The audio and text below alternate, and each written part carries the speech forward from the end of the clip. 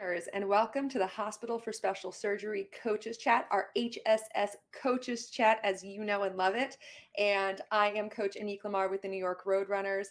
But the best part of this chat, while talking to all you runners and connecting to you in your living rooms or workplaces or wherever you are in this noon hour, is the experts we get to talk to at the Hospital for Special Surgery. And today is one of my favorites. I don't think I'm allowed to have favorites and experts, but I have one anyway, and that's Anil Nandkumar. Welcome, Anil. Hello. How you doing? I'm doing well. Anil, you are our resident expert in all things physical therapy. So we are so happy to have you here to talk about fueling and talking about injury. And we're going to have a great show today. So do you want to jump right into it? Let's do it. I've been waiting so long to be back, so thank you for having me again. Absolutely. Yeah, no, we've been chatting buddies in these virtual spaces for a while now, but we're always thrilled to have you on the show. And before we do runners, do not forget that this show, this HSS Coaches Chat, is for you. So we are here to answer all your questions, to answer your shout outs. I want to know where you're watching us from. This is one of my favorite things, is to hear where our runners are actually tuning in from right now. But put those in the chat. We will answer your questions along the road, but let's jump right into it. And the thing that we are going to be talking about first, Anil, is fueling. So this idea that you have to eat the right things, you have to hydrate properly, everything under the sun. In your expertise, why is fueling important for distance runners? Why is this something we're constantly talking about? Yeah, just like anything, just use the analogy of gas in a car. That's exactly what our fuel is, and that can be as simple as water, and it can be as complex as solid food. And so it's so important, especially for distance runners, to fuel because that's what gets you to that finish line. You can train as much as you want, you can get your body as strong as you want, but it can only get us so strong as to the type and the amount of fuel that you put in your body. Absolutely. Yeah. I think, for sprinters, the demands of their event are so short that while they need to think about, fueling every day of the year, that's super important that they always need to be eating the right foods. They need to be really strong and healthy. Distance runners have event specific demands where they'll Mhm. be at mile 20. And if they haven't done their fueling right, they'll run into really serious issues. So it's such a relevant topic. Exactly. And, just like you said, the big difference between a sprinter and a distance runner is that a sprinter is fueling for those 10 seconds, 20 seconds, 30 seconds or so. A lot of fast fuel in there, whereas a distance runner, however, is really fueling for the duration of hours at a time. And so, and sometimes even days if you're going to get that crazy. But really what's going on is that you need that fuel for later use, and some of the fuel, and then hopefully that we'll be talking about it too, is designed to really for you to use later on, and some fuel is just very quick. Yeah, I know. I'd love to get into that because we're already getting some awesome questions that we're going to get to. So runners, keep dropping those questions in. They're fabulous. We love to answer fueling questions here. So let's say you're a new runner. This idea of fueling is new, right? And maybe not having a healthy diet or getting the right nutrition, but this idea of on the race, in the middle of the race, fueling is new. What sort of advice do you have for new runners who are staring down the marathon for the first time and want to get it right on race day? Yeah, I think it's about trial and error, just like training as well. It's about finding what kind of works best for you. And of course, there's some simple principles out there, especially if you're getting into it. Those complex carbs are great for distance runners to prepare for a long run the next day, or just even their race that you're doing. And of course, protein and replenishing carbohydrates as well at the end of the race to aid in recovery. And of course, just staying hydrated as much as possible. So, if you're a new runner out there, it's do your research, but the main thing is about what works best for you and your dietary restrictions or your preferences. Really, there's so many things out there that can be tailored to you and still reach the same goal. You just have to go out there and find it. The biggest misconception I can say is that a lot of new runners, and I don't know even if you can use the term new runners because I feel like we all run in some capacity, but I guess runners who are really running for a purpose or training for a particular event, the first thing they always think about is just, okay, I just gotta carb up as much as possible. I gotta drink as much water as possible. Absolutely, but at the same time, if some people that doesn't work well for them, it might cause them to be a little too feel a little heavy or sluggish on the course there. So finding your right fueling ratio is going to be best for you. And then always remember, recovery is key. For those who have watched, some of my segments here, I always talk about a good cool down. And it's the same thing that comes with nutrition or fueling as well. You have to cool down by replenishing yourself with proteins, carbohydrates, and just staying hydrated. Yeah, no, I do love this, right? This idea too that it's not just new runners, right? This is something the pros sometimes get wrong too. So these are people who are paid to run, who have a lot of great facilities, who have a lot of nutritionists at their disposal, and sometimes they get it wrong too because it is so specific to the person and what the person is having. And so, one of the best places to practice fueling is on those long runs. When you start to go, 16, 17 miles, this is when you're going to want to think about what does your fueling look like. And so it can be and Nil, I'm gonna come to you to like sort of break down what are sort of the options that runners Mhm. can use in terms of things that burn quickly versus things that take a while to digest. But you can go and you can get some pre-packaged, they come in gels, they come in waffles, they come in gummies, but they're meant specifically for this exact need. You are an athlete, you are out on the run, and you're looking for something that can break down. And Nil, can you tell us a little bit sort of like why we want things that can break down quickly when we're digesting as compared to things that are going to take a little bit longer? Like, why does this specific fuel, while varying in taste and flavor and some, nutrition, why does it tend to all do the same thing? Yeah, the ones that break down quicker are so important because they give you that quick boost of energy. Let's just say you're kind of hitting a little bit of a plateau in mile 13 or something like that, and you need something quickly to break you out of it. Other than the cheering from the fans, I would say something as simple sugars like it can be as simple as like a candy bar, a few Hershey Kisses in your pocket, or some of those gels that are out there as well. Again, whatever your preference is, but those things break down rather quickly, give you some quick energy there, so you can bust through that plateau and continue to hit your stride. And then of course the long acting stuff like the big carb meals, like the pasta dinners and everything like that, but not the night before or even 2 nights before as well. Those are designed to use for later. Those are designed for that mile 20, for that mile 18, to push you over the hump a little bit. But the quick stuff is really there for when you're feeling a little sluggish. You need a little pick me up. So maybe even if you zone out a little bit, and you need to refocus again, something like that can really pump that adrenaline, increase serotonin in the body, and then keep you going. Yeah, no, I also love this metaphor, which I think fits so perfectly, which is it is like a gas tank, right?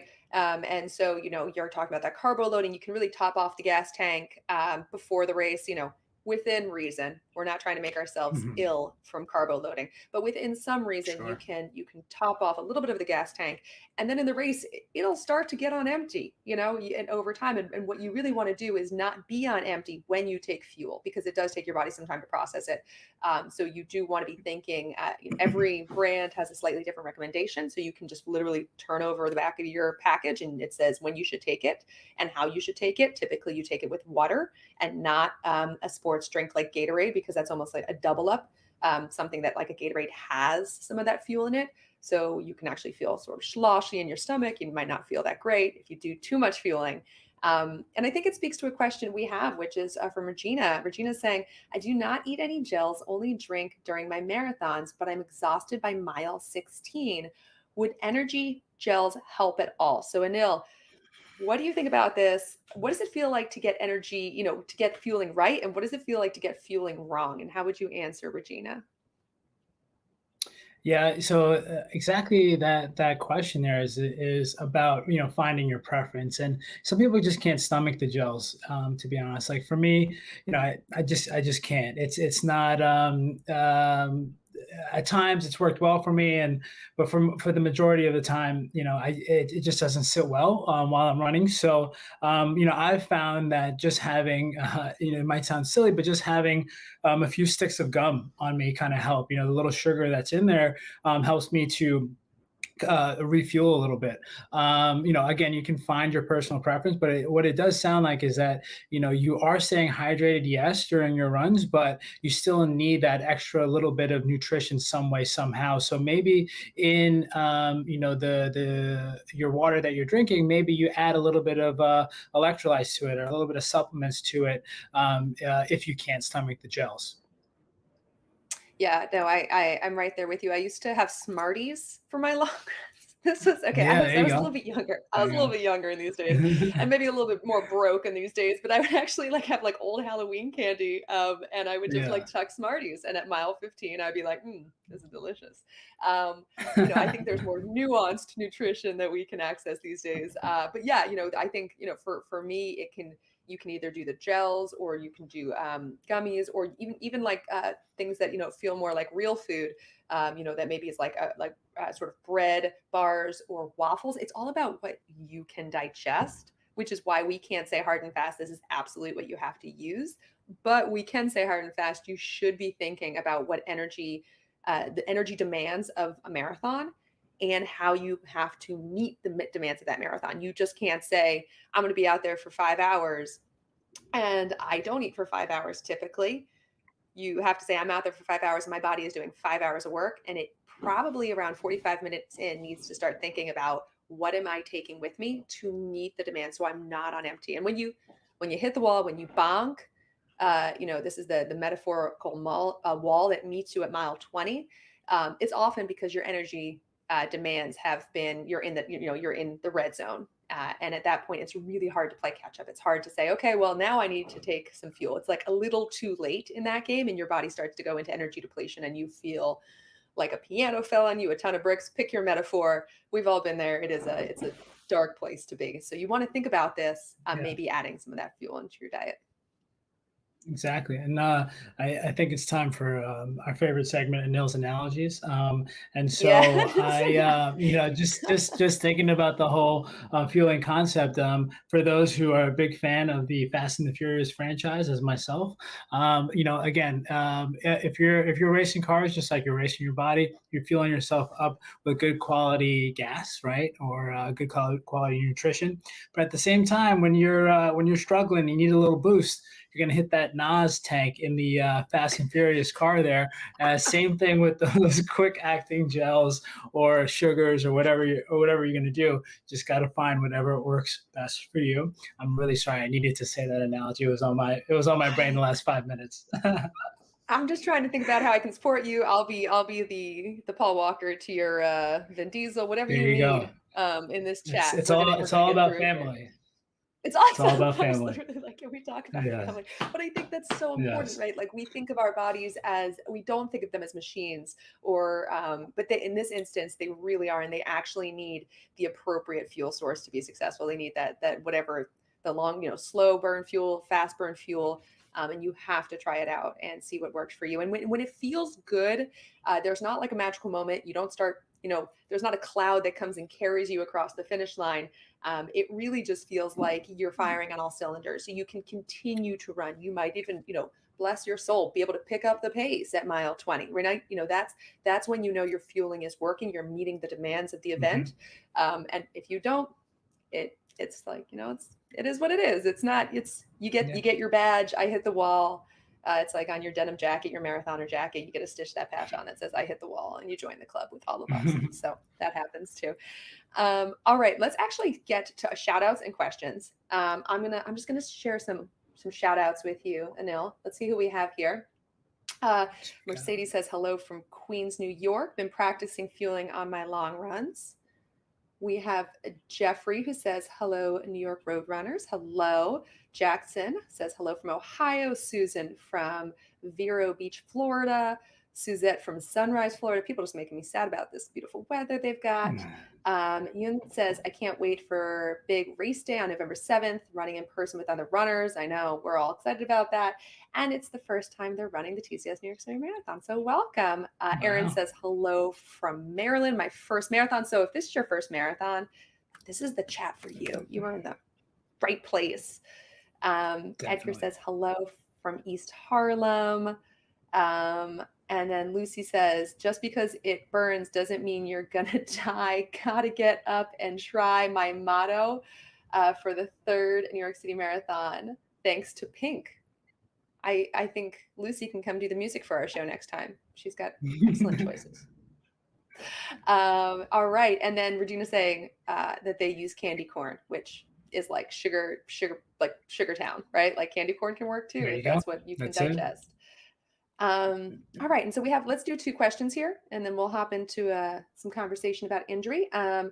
All right. So Billy's got a great question about announcing information about vaccines and how that relates to the New York Roadrunners. It's an outdoor event. We're always working really closely with our city partners in conjunction with New York City.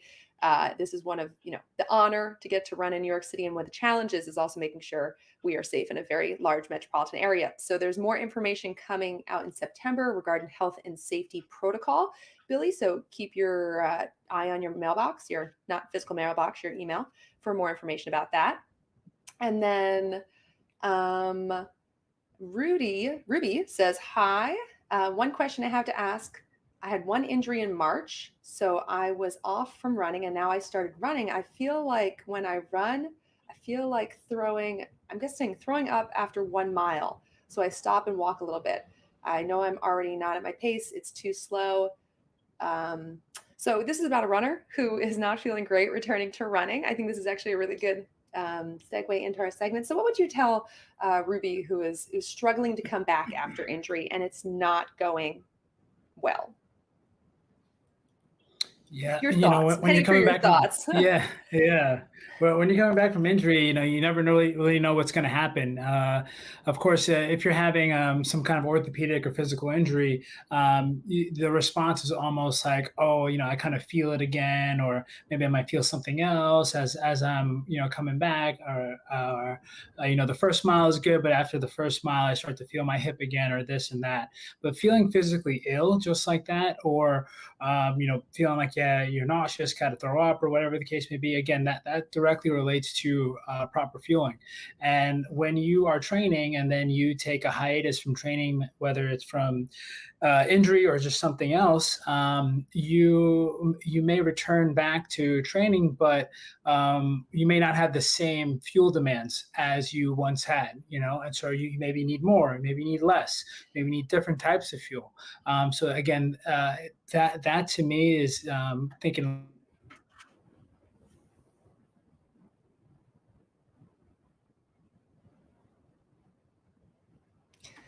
All right, so we lost Anil for a hot second, which is always so sad, but no doubt he will try and connect real soon with us. And so I'm going to take some shout outs. I'm going to answer some questions, and we are going to continue. And I love this question that we have from Regina, which is, how often should you fuel so that you never hit the wall? It's going to depend on what you're taking. So if you have a really fast, to quote Anil's, high octane fuel, and it's going to burn very quickly, you're going to have to take it again. So typically, it depends on how long runners are out there for. So if you're a pro marathoner and maybe you're like Kipchoge and it only takes you 2 hours, don't we all want to be that? You're not going to have to refuel that much. You're only out there. Wait, do we have Anil back? Well, I don't know what happened.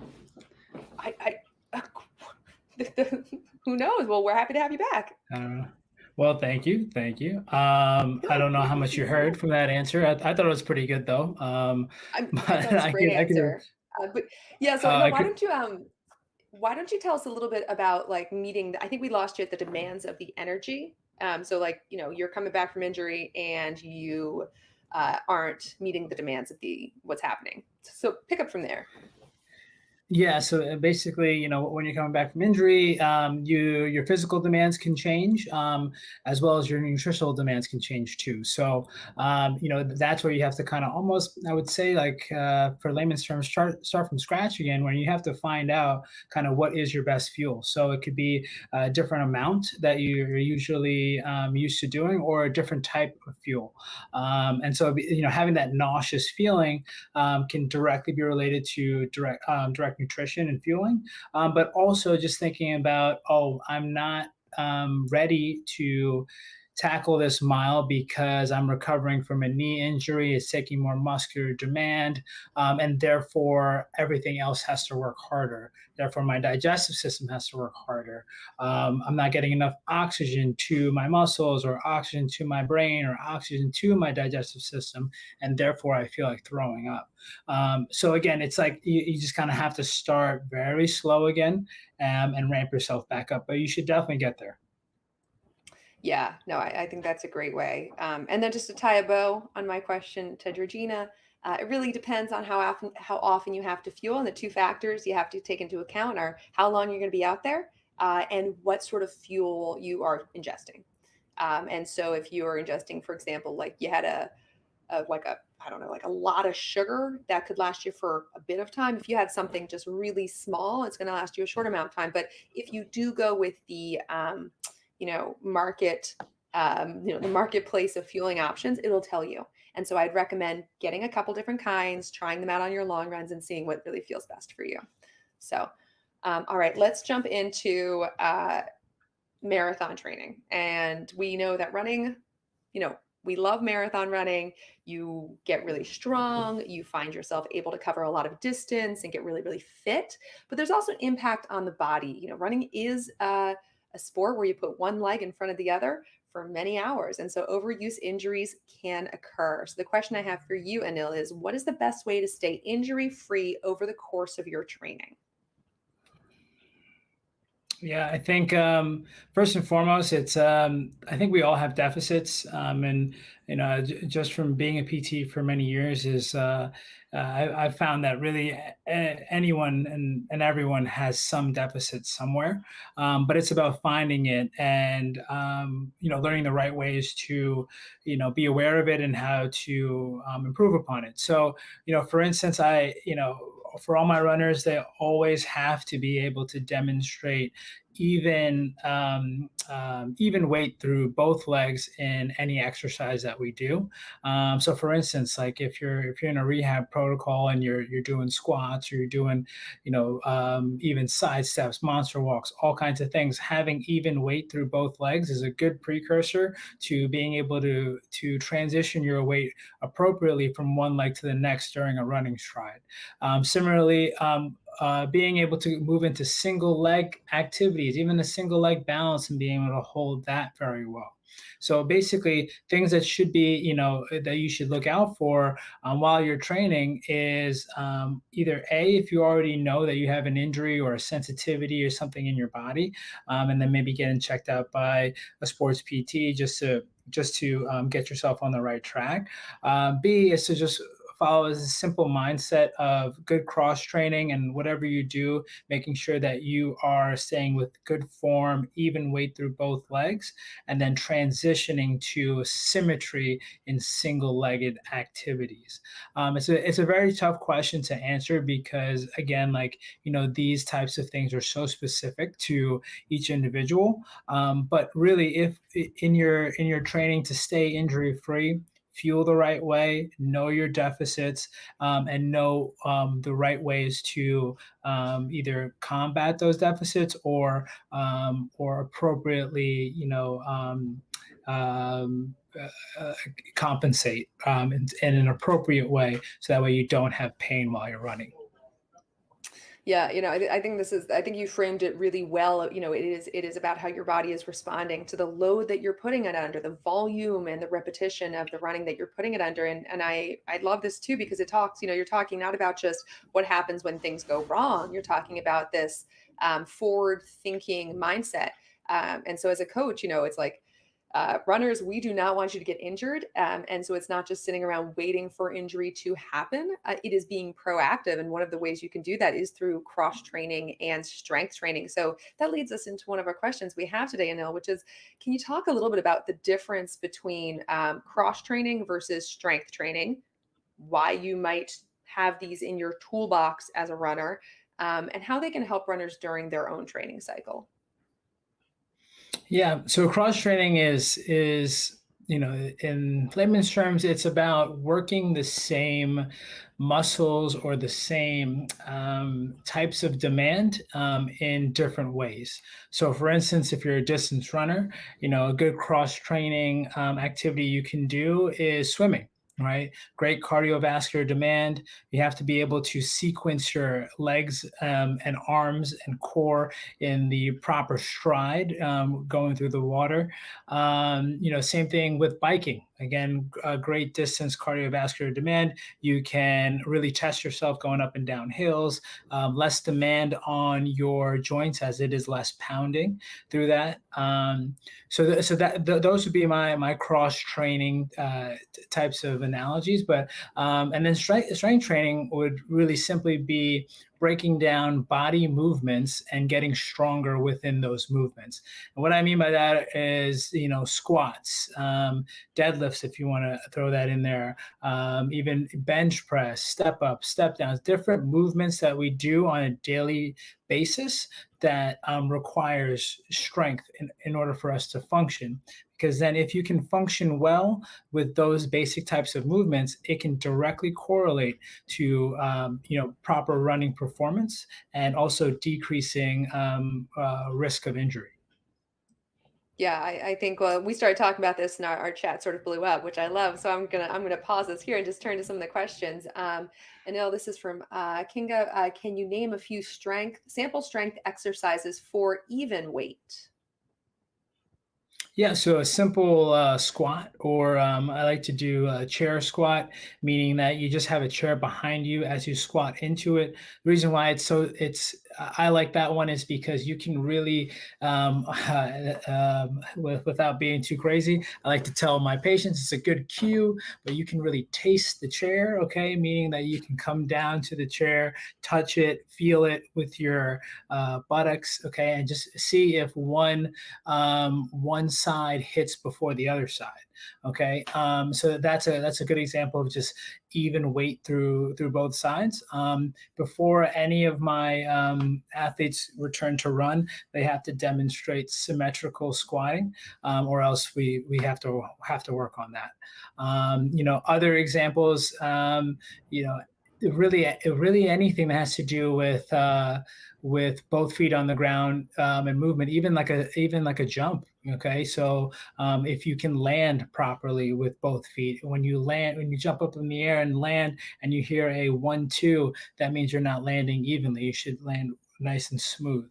There's so many examples out there. Even if you're going into something as simple as like a dead bug, for instance, or a bird dog. They might have different names depending on whatever you follow. But moving your limbs, opposite arm, opposite leg, and being able to push through both limbs evenly and extend both limbs evenly. Looking in the mirror is great cueing in order to see if you have deviations in any of your lifts. Yeah, I think that's so important. I think that as a runner, we're not. It's sometimes hard to recognize that, and so using an object like an audio cue of landing on the ground, or actually a chair in your squat, like a third element to help you understand it. Where you might be favoring one side or the other, where you might have muscle imbalances. I think is such a fantastic way for us to start thinking about how to identify that, because it's just hard. You go for a run and you're not. It's like you're like, wait, I don't. Am I good? I don't know. Am I good or not? Like it's not that easy. But when you do it against an object, or you are jumping, or you're able to identify it, that's when you can really start to say, I am really favoring one side over the other, and then I need to actually get strong before I start adding more mileage. In that Exactly. vein, we have a question. Go Yeah. ahead. Yeah. Yeah, sorry. Yeah. So basically, with strength training, I think it's, if you're going to do it independently to prepare for your racing or to increase your performance, or even if you're in rehab already and you're doing a form of strength training, the reason why it's so important is because, just like Annick was saying, you can really start to see your deficits, because this is a very specific time where you're focusing on specific movements, sometimes isolating one limb over the other and seeing how different you might have muscle imbalances.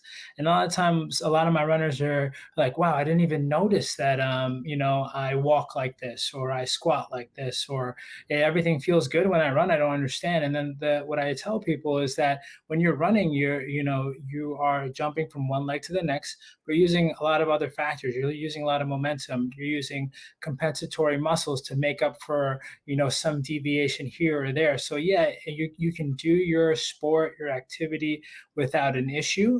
But what you don't know is that when you break it down segment by segment, there is a hitch somewhere that is leading to either a performance deficit or some form of injury.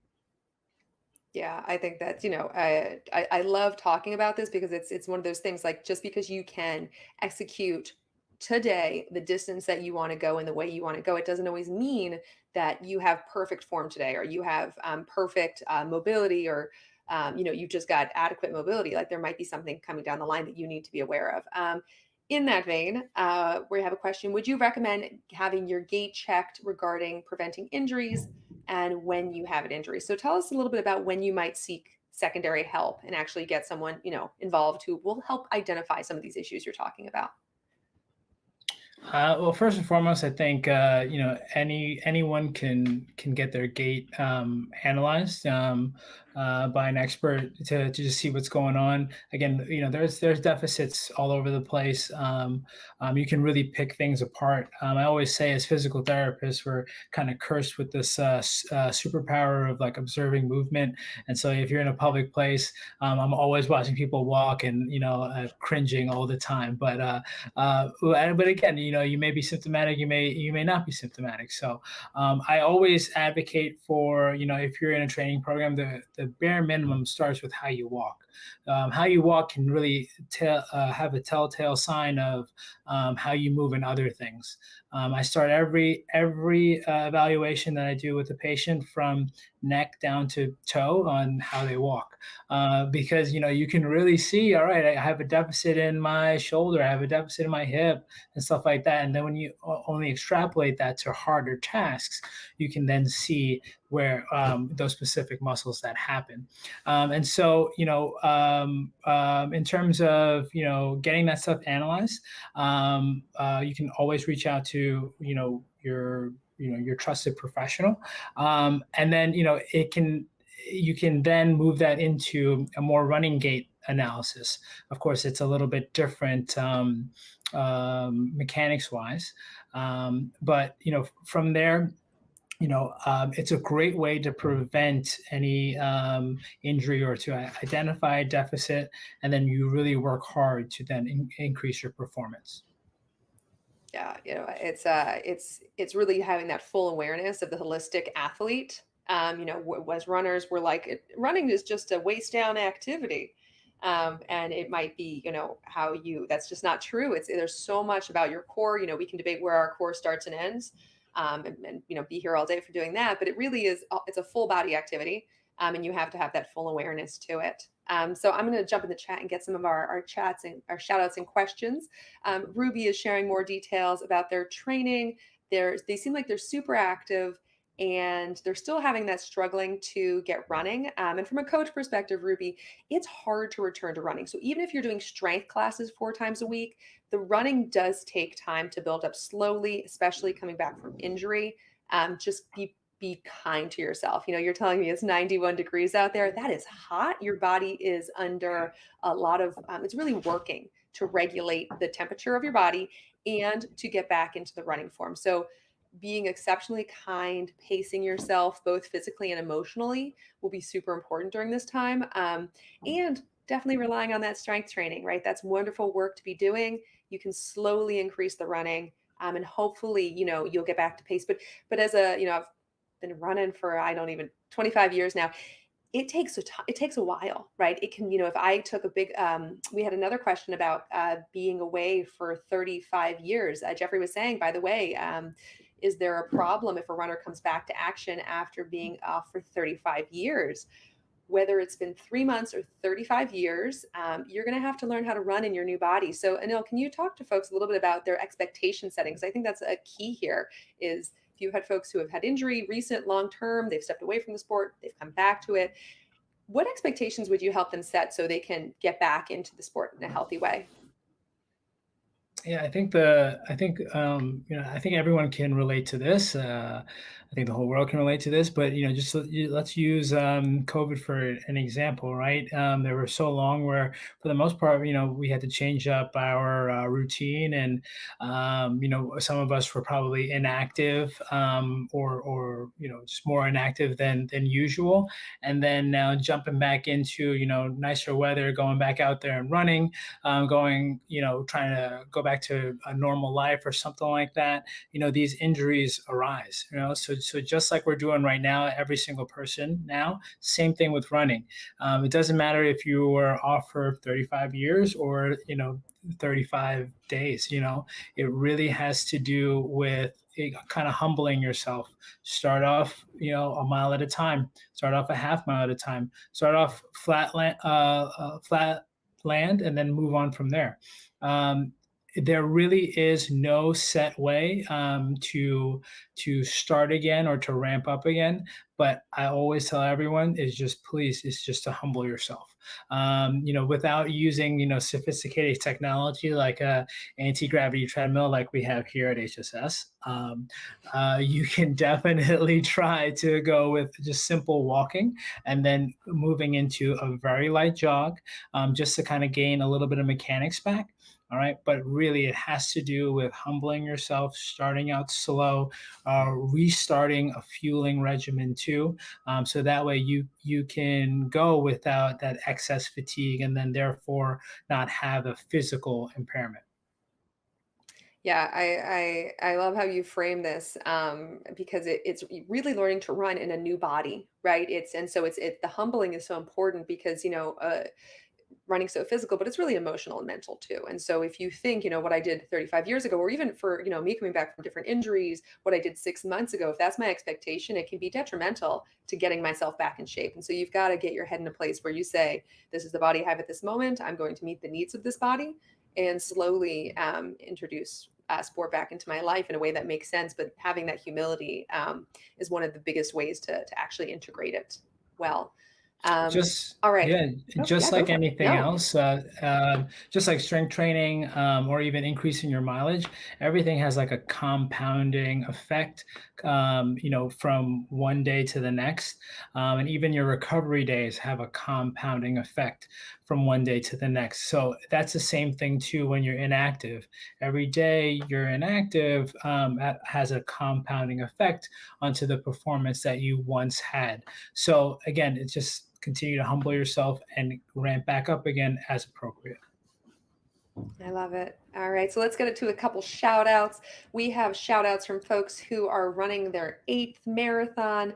They are excited for the 50th New York City Marathon. They're tuning in from Portugal. I love this. Or Paris, Portugal and Paris. Try and beat that combo right now. Jackie says, hi, Annick, just dropping a smile. And then Jess says, hi, Anil, best PT ever. 5 exclamation marks. Thanks for fixing my spine and helping me work toward getting back to running. Smiley face. So we have a small fan club forming in the chat. We'll get There you Anil go. buttons made after this chat. Let's do a couple more questions before we sign off here. A couple of ones. I'm going to take one, then I'm going to give you one, Anil. Farid, who was, I believe, in Paris, says, any suggestions or tips about good running shoes? And so used to work in running specialty and used to work for a lot of the running shoe companies in the past. And what you're going to want to do is you're going to want to try on a lot of them. And you're going to look for a high quality running shoe. And they're typically going to be, completely honest, they're going to be in the about €100 price point, $100 or more price point. I think 135 is where they're at these days. And those help identify the really good running shoes. Every brand has great shoes, and you're going to want to go to a running specialty store. And this store has trained experts who can help get a great fit. Fit's really important. You want your shoes to be a little bit larger than normal. And you're going to want to try on a couple, and you want to find what is most comfortable. And in a study, this is one of my favorite things to say, but in a study about reduced rates of injury in runners, one of the determining factors they found was people who found their footwear to be comfortable. So there's no secret sauce to this. It's what works for you, like fueling. Find shoes that feel comfortable, and they're meant to be running shoes. So you're not secretly running around with basketball shoes or tennis shoes. That's a no-no. Find the good running shoes. All right, here's your question, Anil. What would cause your shin to hurt? Yeah. Great. So with this again, it's I can give you the worst answer, and then I could say everything, and then I can try to give you some good answers here. And really, it has to do with the load that is demanded on it. And so a lot of times when people have pain in their shin or shin splints, as is commonly known, it has to do with kind of the mechanics that they are using while you're running. So, for instance, when you are going through your stride and you have this rapid, what we call dorsiflexion of the foot, meaning that you are flexing your foot up towards you. If you have that rapid kind of flexion over and over again, that muscle, which is right on that shin bone, can really kind of irritate it a bit. Sometimes, too, if it's not as strong as your calves, then again, that can lead to some pain. And then, very simply, just the way that you're landing, the amount of force that you are pushing through the ground and the ground is pushing back up at you, can cause some type of shin disturbance there. So, there's so many different avenues that you can take it. But first and foremost, I think it has to do with mechanics. It could be, again, like I was saying, with your not controlling your foot well enough, or simply like when you're landing, maybe your knee is landing past your toes, or maybe your ankle joint isn't as mobile as it should, and then sending like a pain signal up that shin. Yeah, I think you've beautifully answered what is a highly complicated question. It could be a variety of things, and it if the pain continues, working with their primary care physician to get assistance and get help, and not really running through pain, not sitting with pain. That's not something that we do here or ever recommend. It's saying, okay, something's happening, and the quicker that you can address it, the quicker you can get back on the roads and get running again. All right, we have a couple more questions. I'm going to take two rapid fire. One is from YouTube, and it says, do you recommend training in challenging weather conditions as a mean for preparing for the marathon? The answer to that is you should train for the conditions of the marathon. So if you were going to go to Antarctica and run the Antarctica Marathon, you should really acclimatize yourself to cold, windy conditions, and you'd want to find ways to train like that. If you're going to run in a very hot tropical area, you'd want to practice running in hot tropical weather so your body can meet the demands and learn how to sweat, and actually you can practice how to sweat efficiently. If you're coming to New York City in November, you're just going to want to train for the demands of that. But you should really recognize training for the demands of the weather is less important as it is training for the demands of the distance. So especially with the marathon, you want to be doing enough volume to be prepared, meaning you want to be going far enough and fast enough to be prepared for that distance. So it's a little bit less about weather than it is about making sure you're meeting the demands of the distance. And the other question I'm going to rapid fire is for Susan. Susan, I think you're going to be okay if you do your half marathon on a week when you should be doing a 20 miler. My recommendation would be to give yourself a 2 or 3 mile warm up, do your half marathon, and then do a 2 or 3 mile cool down. So you are getting a really great chunk of distance in the middle. You're getting that 13.1, but you're bookending it with a little bit more mileage, and that puts you in the zone for the long run. So yeah, I think you'll be fine with that, but you can find creative ways to actually let your body warm up, get ready for your half marathon, then cool down, because we do love the cool down. It's so important to recovery. All right, and so this is going to be our last question, I believe. This is from Sean. Recovering from Achilles and IT band injury, how light should the load be over the first few weeks back running? So give us some best tips for someone's recovering from Achilles and IT band injury. What would you recommend in terms of returning back to running? Yeah, I think it has to do on if you're in a rehab program right now, and how well you're doing in your rehab. So, for instance, Let's use the Achilles, for instance. If you're able to do a single-legged calf raise with a straight knee, I'd say 10 repetitions with a nice steady tempo. That is a good indicator that you have some good solid strength in that Achilles, in that calf, and therefore, no pain in the Achilles.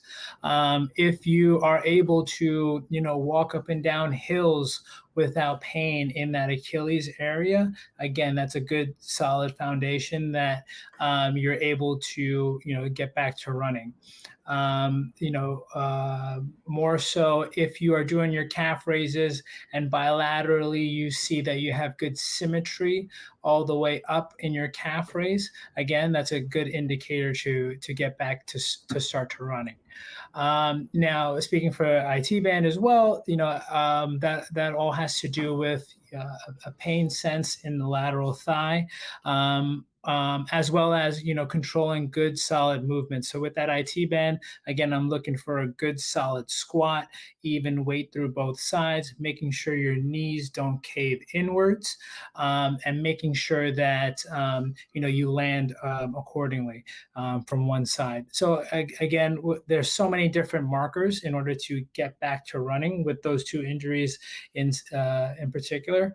But when you do start running again, I like to just use a very simple. If you're either going to go on a soft treadmill or maybe a track, basically you want to make sure that the surface itself is conducive to your rehab.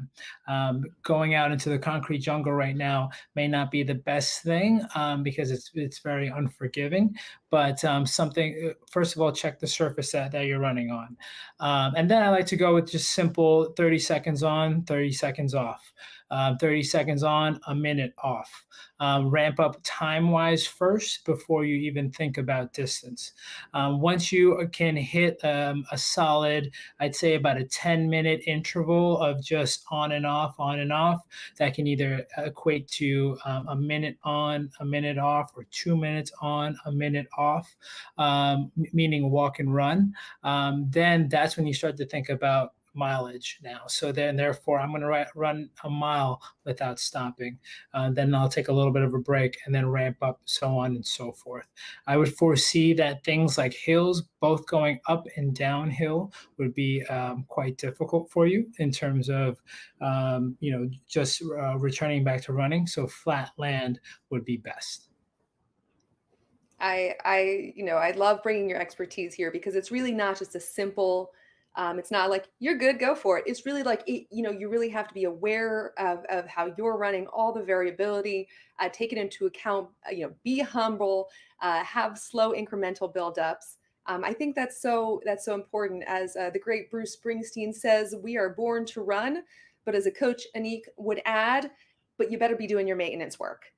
Because you are going to need, thank you for laughing, you're going to need that along the route. You're going to have to build in strength work, cross train, listen to your body, address injuries as they pop up, and just be an all around, athlete that has a really deep toolbox to keep you really healthy. Anil, thank you so much for coming and dropping your expertise. I love having you on the show. You're like family here. So just to That's wrap up right. our metaphor, you're like family. So thank you for bringing your expertise to today's show. And hopefully, we can make you fast and furious. That's my Fast sign and off. furious. We might have to workshop that, but I like it. We'll Yeah. trademark it. I'm sure it's not trademarked already. Runners, thank you for Oh, yeah. joining us. It's always a delight to have you, and we will catch up with you next time. Have a good one.